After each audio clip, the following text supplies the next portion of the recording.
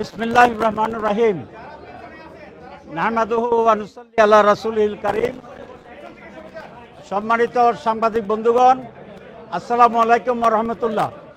আমরা দুপুরের বিরতিতে আপনাদের কাছে কিছু ব্রিফিং দিয়েছি এবং সেই জন্য ওগুলা রিপিট করতে চাই না। পরবর্তী পর্যায়ে দুটা বিষয়ের উপর আলোচনা হয়েছে। একটা হচ্ছে এনসিসি, ন্যাশনাল কনস্টিটিউশনাল কাউন্সিল, এবং সেই ব্যাপারে অধিকাংশই দলেই ঐকমত্য পোষণ করেছে নীতিগতভাবে। অন্যান্য মডিউল, স্ট্রাকচার, ফাংশনাল যে অথরিটি, এইসব বিষয়গুলো আলোচনা শেষ হয়নি। আগামীকাল এটির উপর আলোচনা হবে। আরেকটি পয়েন্টস আসছে এখানে প্রেসিডেন্ট নির্বাচনের ব্যাপারে।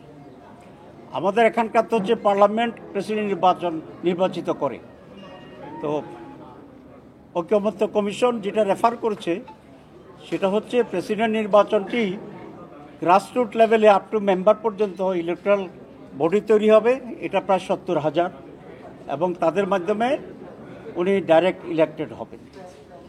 আমাদের এখানে মত হচ্ছে একটা টেকনিক্যাল ইস্যু, যদি লোকাল গভর্নমেন্ট ইলেকশন কেয়ারটেকার সরকারের অধীনে হয়, কারণ আমরা ওদের দেখেছি যে সরকারের অধীনে নির্বাচন হয়, লোকাল গভর্নমেন্ট ইলেকশন তারাই হয়ে যায়। তো সুতরাং এখানে 70,000 লোক আর 70 লক্ষ লোকের এখানে কোনো ব্যবধান নেই।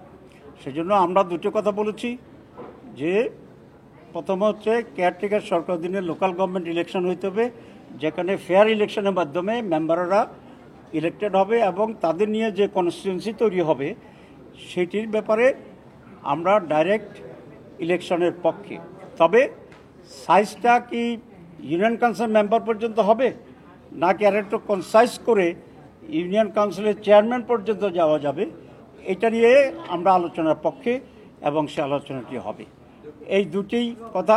একজন সাংবাদিক আমাকে বলছিলেন যে আপনাদেরকে নাকি একটু বেশি সময় দেওয়া হয়েছে। তো আসলে আমরা গতকালেরটা আর আজকেরটা মিলাইয়া পোষাই দিচ্ছি, এই ইচ্ছে বেশি কিছু না। Thank you very much.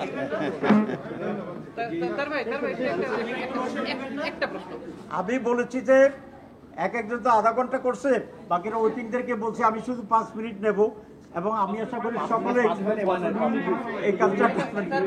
আচ্ছা ওকে, 5 মিনিট পর্যন্ত আমি থাকবো, যেটা আমি বলছি তাদেরকে, এবং এই কালচারটা আপনারা চালু করবেন। যারা লম্বা করে তাদেরকে বলুন যে ক্ষমা করেন, ঠিক আছে?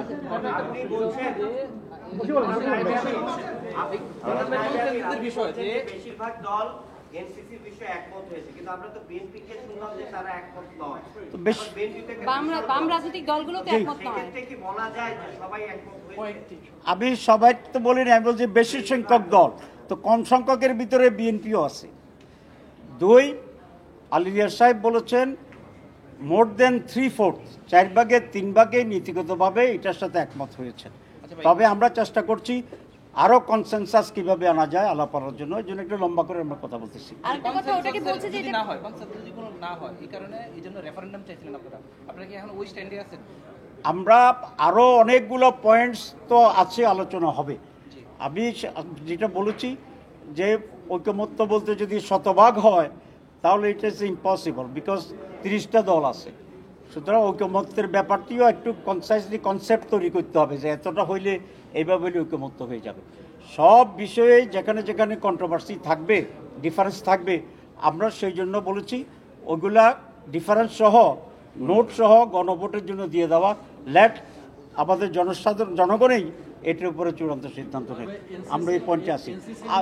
আরেকটা প্রশ্ন যদি কে করছেন এটা নেব। এনসিসি যেসব বিষয়ে কোনো রাজনৈতিক দল একমত হয় না, হ্যাঁ, বা হয়নি, সেসব রাজনৈতিক দলের কেউ যদি সরকার গঠন করে তাহলে কি এই জিনিস টিকবে না? আমরা তো আশা করি এখানে যে কমিটমেন্ট আমরা সবাই মিলে দিচ্ছি এবং জুলাই চার্টার হবে, আমরা সেখানে সিগনেচার করব। যারাই ক্ষমতা যাবেন, আমরা যাই বা অন্য কেউ যায়, আমরা এই কমিটমেন্ট রক্ষা করব ইনশাআল্লাহ। এটা আমাদের বক্তব্য এবং সবাইকে কমিটমেন্ট রক্ষা করা উচিত।